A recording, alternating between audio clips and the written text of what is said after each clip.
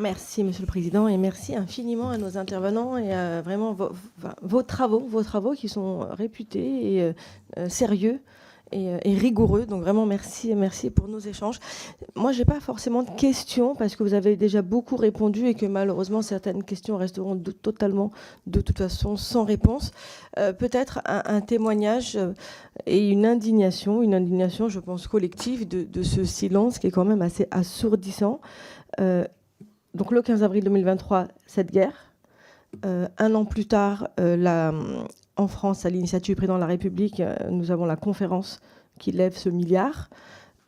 6 mois plus tard, on se rend compte que la famine, enfin, on se demande où sont passés ces centaines de millions d'euros, voire ce milliard, parce que la famine s'installe, on peut pilonner des hôpitaux, on peut affamer des enfants, et j'ai envie de dire, sous quasiment le silence et l'ignorance totale.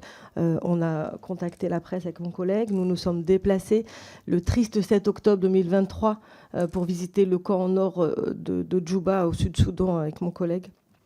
Et nous avons vu là tous ces réfugiés soudanais et ces jeunes qui nous ont demandé en fait de les ramener avec nous. On a vu plusieurs Soudanais qui nous ont dit: attends, nous on était à la fac à Khartoum, on peut pas rester ici, aidez-nous. Et ça nous a déchirés. Je sais que l'année dernière on a reçu 360 étudiants, dont 2 à Polytechnique. Donc peut-être que collectivement nous devons travailler à essayer de récupérer ces jeunes qui veulent étudier. Mais je voudrais dire aussi qu'on a reçu Raja Rabia, qui était l'ambassadrice à l'époque, une diplomate exceptionnelle, qui a abandonné tous ses effets personnels avant de fuir et après avoir aidé à évacuer les Français, et pas que les Français. Et là, je profite de ce moment pour remercier nos militaires qui ont risqué leur vie pour évacuer tout le monde. Mais en fait, elle nous avait déjà prévenu 5 mois après le début de la guerre. Elle nous avait dit ici, en fait, ils ne s'arrêteront jamais. Et c'est vrai que je me dis peut-être que le ministère des Affaires étrangères n'écoute peut-être pas assez ces diplomates d'exception et que voilà, les pays du monde entier peut-être ne les écoutent pas assez. Et elle nous a dit qu'ils iront au bout du bout et ils ne feront jamais la paix, donc Hemeti et Bourhan. Donc une simple question, mais encore une fois, je sais qu'il n'y a pas de réponse, mais est-ce que c'est le manque d'intérêt parce que loin? Est-ce qu'on fait une hiérarchie de l'indignation humaine? Est-ce que c'est parce qu'il n'y a pas d'accès forcément facile aux journalistes? Enfin, comment vous l'analysez?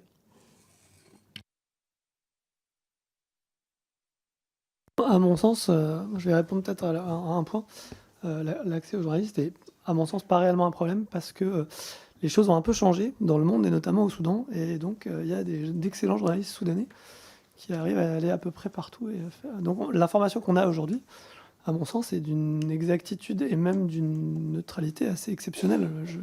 Puisqu'à 20 ans, on n'avait rien de tout ça.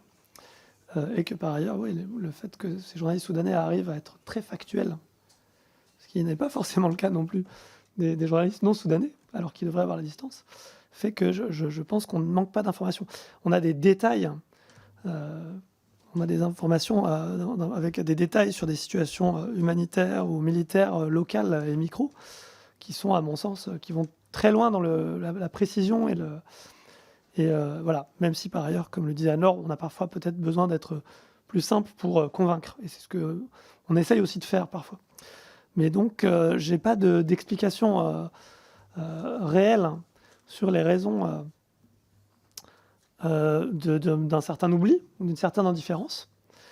Même si je pense que y a ce qu'on appelle la loi du kilomètre, qui fait que ça a l'air loin, alors que c'est près, parce que du Soudan à la Méditerranée, il n'y a qu'un seul pays à franchir.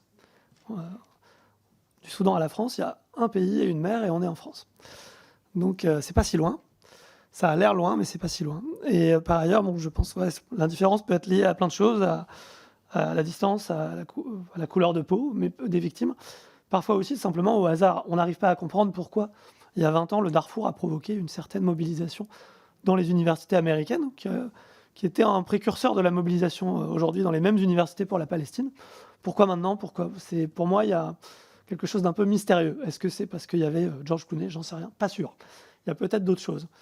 Donc, il n'y a pas de recette pour mobiliser. Je pense qu'il faut juste être honnête et parler de ce qu'on voit. Et peut-être qu'il y aura plus d'intérêt ou plus